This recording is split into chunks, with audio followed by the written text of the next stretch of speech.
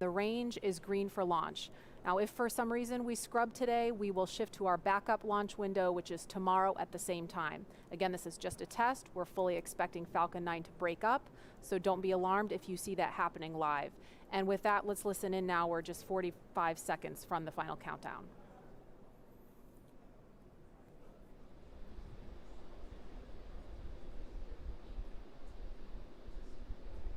FTS is armed.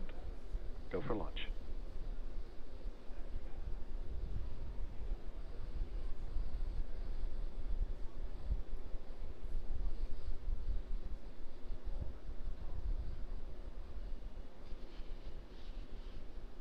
Minus 15 seconds.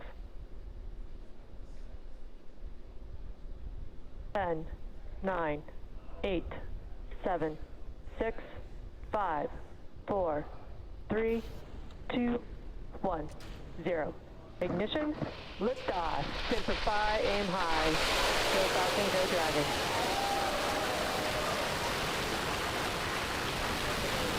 Vehicle is pitching downrange.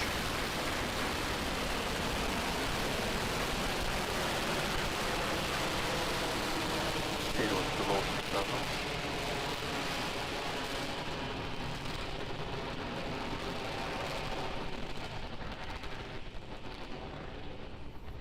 T plus 30 seconds. Falcon 9 with the Crew Dragon capsule is heading east from pad 39A.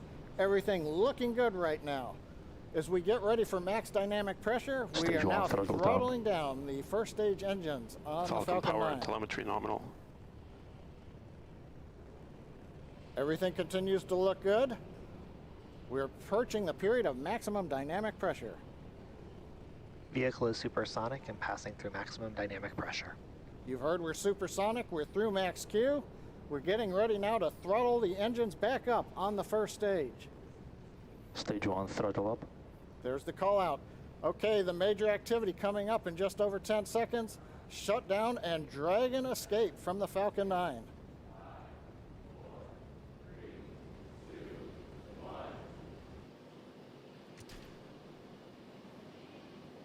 Miko, Dragon launch escape initiated. Dragon's away. And you can hear some really loud cheering in the room. Okay, you just saw a bright flash there. It looks like that may be Falcon 9 breaking up. We've got some loud cheers here in Hawthorne. The folks that just watched live the Dragon separate. The next milestone we have coming up at 2 minutes, 25 seconds, we're expecting to see the trunk jettison. So that claw that connects the trunk to the capsule is going to separate, allowing Dragon to separate from the trunk. That's coming up in 15 seconds. And we do have the report. Loss of telemetry from Falcon 9, first stage.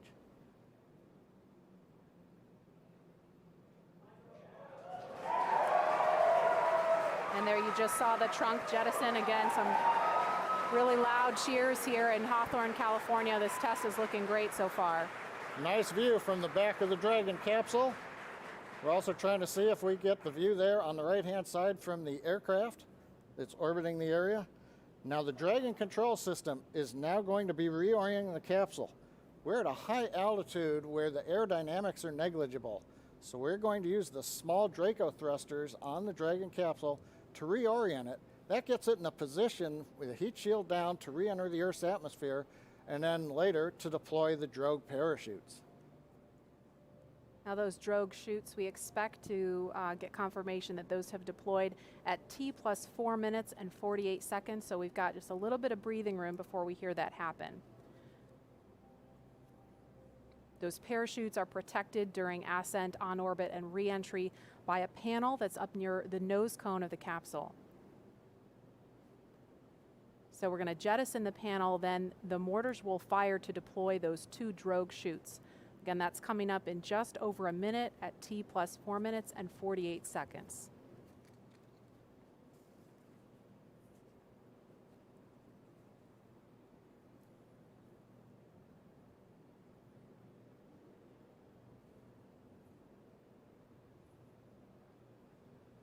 Now Now those drogue chutes, when we see those come out, those will open, and those will come out before the main parachutes.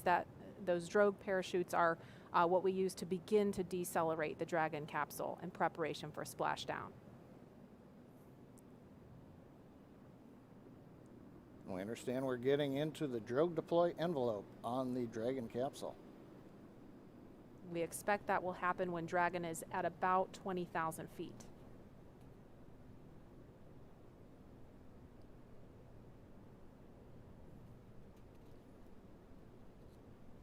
About 15 seconds to drogue chute deploy.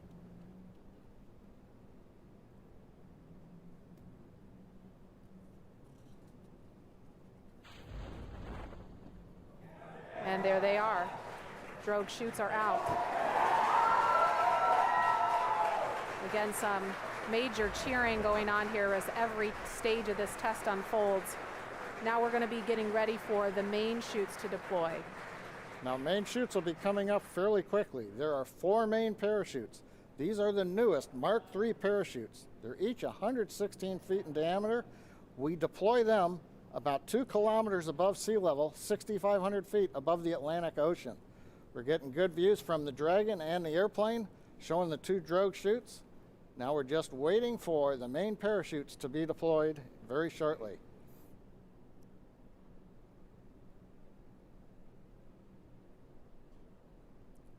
And we have the view from a different camera on Dragon showing the 4 main parachutes.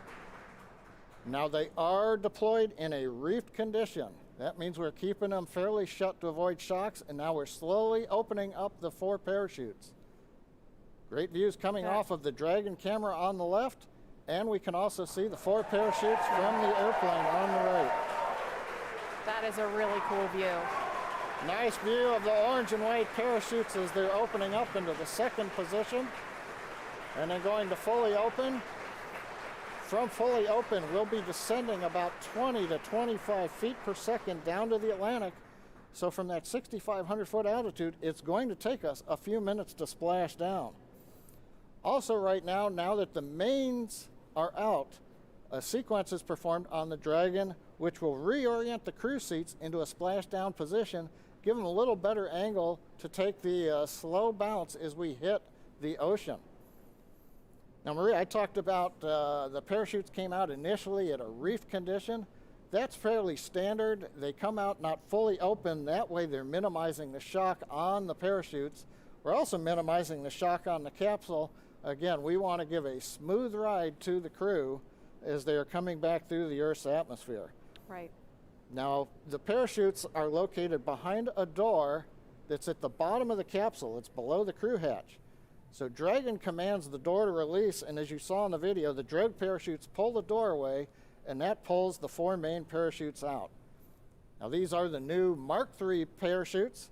We've completed here at SpaceX over 80 tests of that parachute system, including 10 multi-parachute tests of this particular upgraded parachute design over the last few months to demonstrate that the design is ready for flight.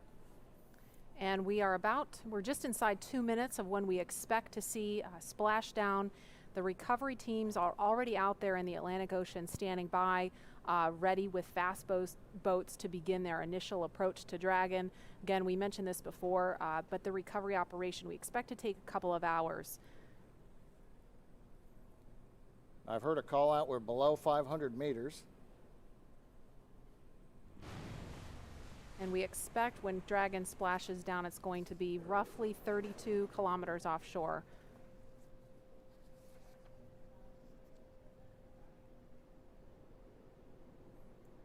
Again, we're looking at a live view. So far, all things have appeared to go nominal for this test. All things looking great so far. We saw the 4 main parachutes deploy. You're looking at them now, fully open.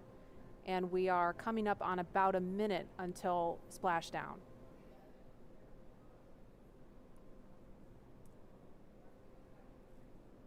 I think we may have heard a call out of 100 meters to go. Yeah, I just heard that too. Yep.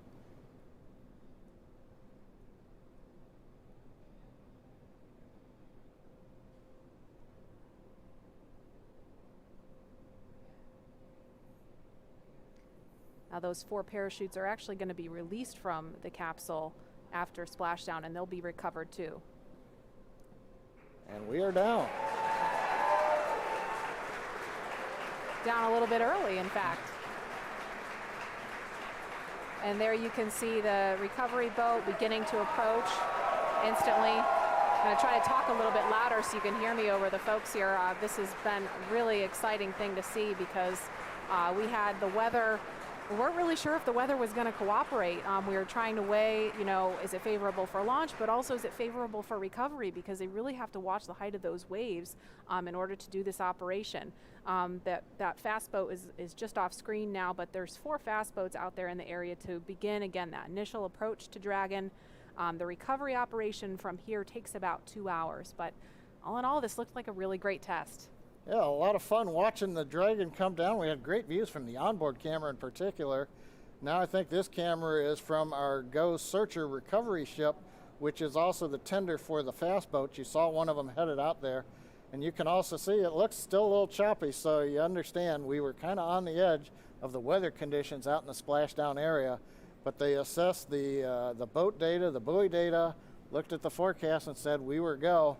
And while we took 2.5 hours to get here, we finally got here and it was great. And that's the summary for today. It looks like right now a great test. Visually, everything happened. Falcon 9, you saw the liftoff. We had kind of a long view from the camera. Dragon did shut down the 9 Merlin 1D engines and separate. We did see the flash as the Falcon 9 came apart, as predicted. No surprise there. Dragon, we saw a great view as it got to apogee. It deployed the trunk, separating it, reoriented. Then the drogue chutes came out, the main chutes came out, and then we just waited for that nice soft splashdown in the Atlantic Ocean. And we saw, and it looks like we just lost the view from out there on the ship, but you couldn't really see much from that particular angle. Again, that recovery operation is going to take a couple of hours, so we're not going to stay on the air for the duration of that. But we are going to be back for a news conference coming up at 11:30 Eastern time this morning. That would be, let me do the math real quick, 8:30 Pacific time. We're going to hear from NASA and SpaceX leaders about their initial thoughts on this test that you just saw. Of course, everything looked fantastic, but there's going to be a lot of data to dig into. They're going to also collect those parachutes, get a lot of data from that, and then see what the next steps are on the path to Demo 2, when, of course, we're going to be launching NASA astronauts Bob Behnken and Doug Hurley. So stay tuned for that news conference. It will be carried live on NASA TV. If you're watching on the web, just tune to nasa.gov/live so you can see that coverage. Again, that's 8:30 Pacific time, 11:30 Eastern. Thanks so much for joining us for this morning's test.